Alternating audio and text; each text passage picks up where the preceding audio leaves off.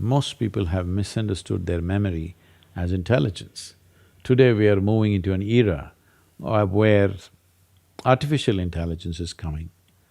I'm being it's ridiculous thing is, I'm being invited to speak in these conferences where there's debate about artificial intelligence. So I asked them, why are you asking me to come? I am a natural intelligence, why are you asking me to speak in artificial intelligence? They said, no, the problem is, what will we do? We will lose our jobs.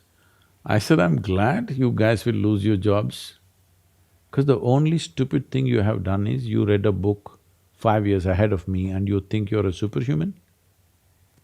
And you're acting funny in front of children that you know better than them? Just because you read a stupid book ahead of them, right? This will mean nothing in the next 5–10 years. Your scholarship, your PhD will mean nothing. My phone can do 10 PhDs in a day. It has that much information. So, you acting up, holding a certain bank of memory and acting up like you're super smart, these days are over.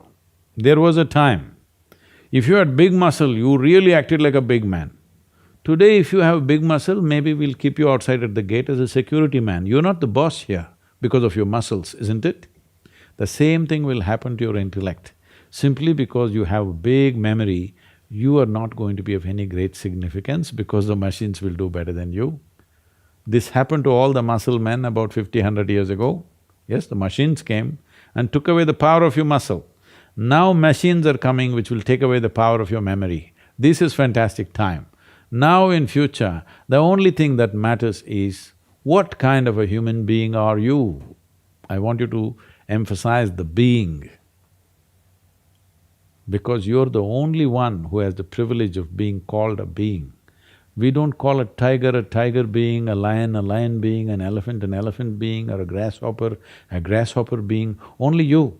We refer to you as a human being because you're supposed to know how to be. How far away from truth is that?